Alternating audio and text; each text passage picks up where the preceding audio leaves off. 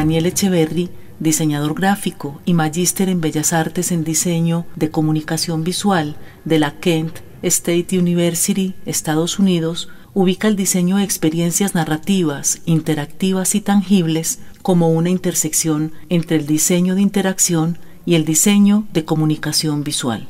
La oralidad y su ritualización y la escritura y su formalización son prueba de los efectos de las culturas sobre las sociedades. Ellas evidencian la evolución de las formas del discurso, han contribuido a crear conciencia del lenguaje y de la mente, a promover la reflexión introspectiva y a convertir historias en objetos. Objetos que van más allá de las propiedades lingüísticas, objetos análogos y digitales que revelan una relación secreta entre su hechura y su sentido.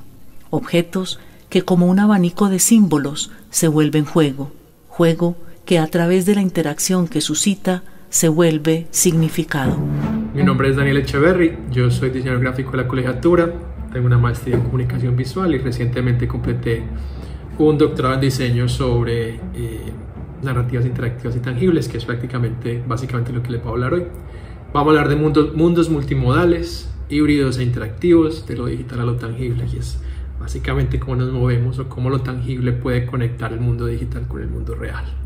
Pero lo que les quiero hablar entonces es que la práctica de contar historias no es nueva, no es reciente, es algo que siempre ha estado en la humanidad, sea a través de pintar cuevas en una montaña, a través de hacer danza o obviamente, como estamos viendo aquí, un sarcófago que cuenta la historia de la persona que vive adentro y tiene un montón de representaciones. Lo que es importante es decir que contar historias no es exclusivamente oral. Contar historias implica también el cuerpo entero, implica la forma como la gente danza, la forma como la gente se viste, la música, la ambientación, el sonido, un montón de cosas que hacen parte de la vida real, del mundo real.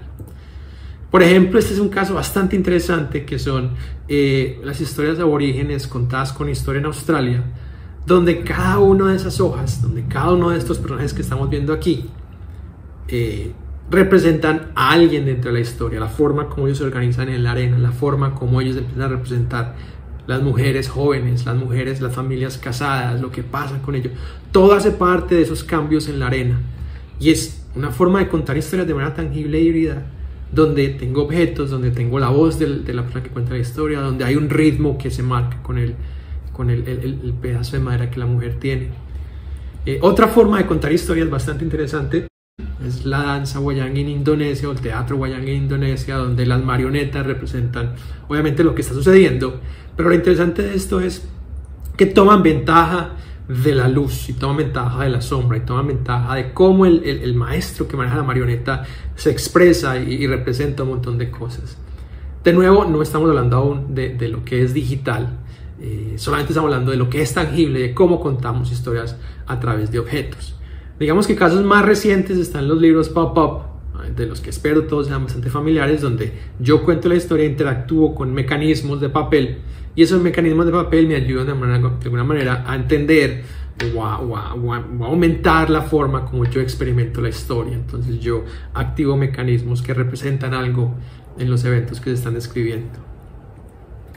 Este es un caso bastante interesante para mí, que es de la película Her, donde el personaje está jugando un videojuego. Si ustedes pueden ver, usa los dedos para representar la forma como el personaje mueve, como el personaje camina, y de alguna manera esa acción, ese performance que él hace, conecta a lo digital con el mundo real. No solo eso, él también puede interactuar de manera real con el personaje, y se rompe la barrera entre el mundo de la historia y el mundo del personaje como tal. Entonces son cosas bastante interesantes que pueden pasar, no solo limitados a la pantalla de un televisor, a la pantalla de un celular, pero lo que pasa con un objeto real. Y esto no es reciente, o sea, en los últimos 30 años ha habido experimentación en MIT, por ejemplo, donde están mirando, ok, yo tengo algo real y eso real de alguna manera se aumenta de forma digital. Entonces por ejemplo, es un sistema que permite a los arquitectos explorar las sombras que genera diferentes posiciones del sol. Entonces de nuevo hay una conexión entre el mundo digital y el mundo real. Este es otro experimento mucho más reciente, y es cómo una superficie se puede expresar o puede reaccionar a cosas que pasan en el mundo real. Entonces se adapta a la forma de la fruta, puede mover la fruta, puede de alguna manera agregar un elemento de tiempo en lo que pasa. Entonces no es una superficie estática, es una superficie que reacciona de nuevo al mundo real. Entonces esa es la importancia de lo que pasa entre ese mundo híbrido porque combinó realidad y combinó virtualidad. Digamos que se ha visto bastante en museos interactivos donde la gente puede ir a tocar, puede ir a coger. No es algo nuevo, pero digamos que las tecnologías más recientes han permitido experiencias mucho más completas, mucho más reales, mucho más sensoriales. Nintendo lanzó hace ya algunos años el sistema Labo, donde también la fisicalidad, el cuerpo hace parte de la historia, y donde yo asumo el rol de un robot, asumo el rol de un elefante. Este es un caso bastante interesante. Entonces, al fin y al cabo, actuar con objetos o interactuar con objetos en historia no es creer que el objeto representa algo, sino que el objeto es algo. Y esto viene de la teoría del make believe, presentada por Walton en los 90, donde dice: cuando un niño juega con un fuerte de nieve, él no se imagina que es un fuerte de nieve. Para él, el fuerte de nieve es lo que él construyó. Y prácticamente ese es el poder de las historias tangibles. Entonces, el caso más reciente, y creo que uno de los casos más interesantes, es lo que está haciendo Lego con Nintendo, y es: yo tengo un objeto, ese objeto interactúa en el mundo real, pero puedo ganar monedas virtuales, puedo lanzar poderes virtuales, puedo lanzar ataques virtuales. Entonces, aunque no hay historia, esto siente unos precedentes bastante fascinantes en el potencial que hay con contar historias interactivas y obviamente híbridas, tangibles y todo ese cuento. Entonces, parte de mi investigación o parte de mi trabajo doctoral es cómo yo, como autor, como diseñador, puedo crear historias tangibles. Entonces yo propongo que hay dos niveles. Hay un nivel que es el de la historia, que es todo lo que pasa, todo lo que me cuenta, donde hay un contenido que establece un contexto: esto es lo que está pasando aquí, esto es lo que está pasando allá. Pero también hay un texto que incluye las operaciones, que es cuáles son mis procedimientos para yo poder interactuar con esa historia.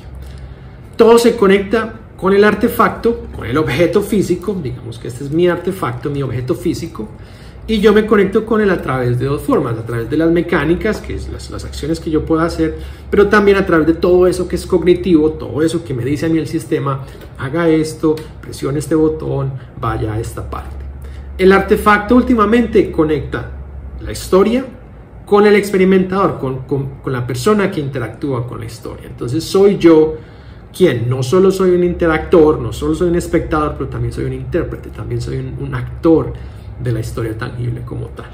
Entonces, mirando el objeto particularmente, yo propongo que hay tres formas de describir ese artefacto. Entonces, uno es desde su diégesis, o cómo existe el objeto, cómo se representa en el espacio y en el tiempo de la narrativa. Entonces, el objeto puede ser diegético, quiere decir que en mi historia de Deadpool, la forma como se representa y cómo existe es la misma a cómo se representa en el mundo real.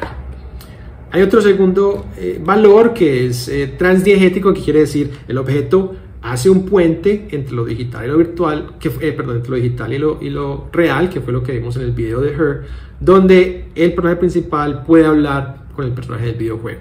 Y hay un objeto que puede ser extradiegético, que no existe en la historia del mundo, en el mundo de la historia, sino que simplemente existe en el mundo real. Puede ser el switch de una luz, puede ser un botón para prender o apagar algo. No tiene ningún significado en la historia. Existe la segunda cualidad que propongo, es la personificación, y es qué tan cerca la acción y el resultado de esa acción pasa. Entonces puede ser completo, quiere decir que el artefacto, cuando yo lo manipulo, el resultado de la acción se manifiesta en el mismo artefacto. El segundo valor es acoplado, que quiere decir que tengo un artefacto que requiere de otro artefacto cerca para poder manifestarse. Entonces hay un acoplamiento entre la espada y el personaje de Deadpool. Y el último valor es no aprensible, y es: yo hago una acción, pero el resultado de esa acción pasa en alguna parte. Una luz, puede ser un sonido, pero no lo siento, no se manifiesta dentro del objeto mismo. Pero el tercer valor es la función, y es: el objeto puede cambiar la historia.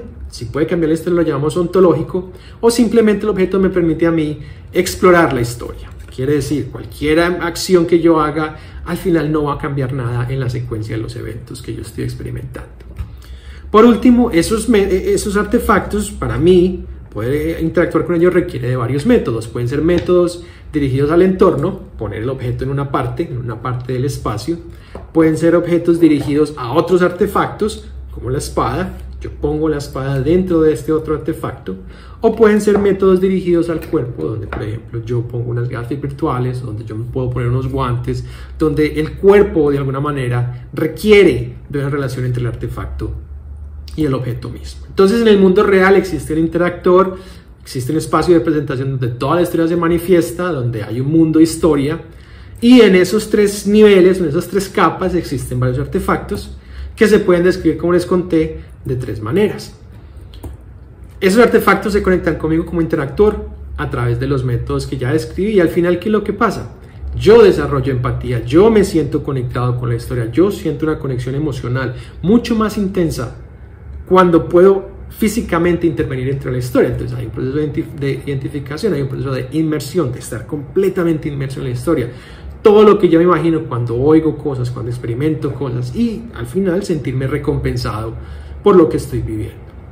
Entonces, para terminar, quiero compartirles muy rápidamente este video de mi proyecto de investigación. Le propongo a Cartas a José, que es una historia híbrida, tangible e interactiva, donde tomé unas cartas que escribió mi abuelo a su hermano hace algunos años, en los años 40, y representé aspectos de las cartas en un mundo de papel, que hace uso de mecanismos de papel y que hace uso de diferentes mecánicas, como poner una marioneta, desenvolver el mundo como tal. Entonces son tres mundos de papel con los que yo puedo interactuar.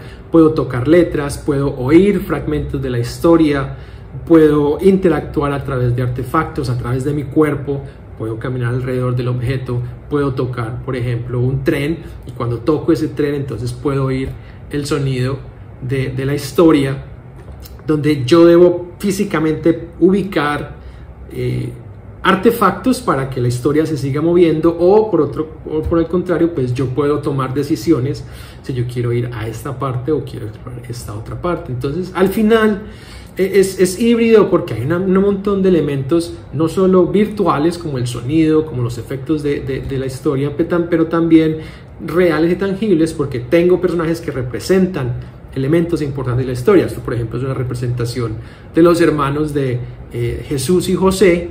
Y si yo quiero de alguna manera hacer satélites o salirme un poco de la historia normal o de la historia principal, puedo aprender sobre sus historias sin necesidad de que haya un efecto real sobre la línea principal del tiempo. Entonces, en algún momento la historia se sale de la historia principal y regresa de manera no lineal. Entonces no hay una secuencia temporal, hay una secuencia temporal en el sentido de la temporalidad de la persona que interactúa con ellos. Eso es todo lo que quería compartir con ustedes. Creo que es bastante importante no solo considerar los avances digitales que han estado sucediendo, los avances tecnológicos que soportan el trabajo que les mostré hoy, pero también cómo podemos mirar atrás y cómo podemos mirar a prácticas milenarias, ancestrales, que de alguna manera han informado esos avances tecnológicos. Entonces, de nuevo, muchas gracias a ustedes por ver este video. Si tienen alguna pregunta, si quieren entrar un poco en la discusión de lo que está pasando ahora, pues los invito a que me envíen un email. Gracias a Colegiatura y gracias a todos ustedes, y espero saber pronto de todos. El arte de narrar, dice Eduardo Galeano, nació del miedo de morir. Somos narradores de historias multimodales que tienen carácter transpersonal y que involucran hoy dinámicas, dispositivos e instrumentos de entretenimiento que privilegian la interpretación recreada de la historia original, convirtiendo al lector en autor.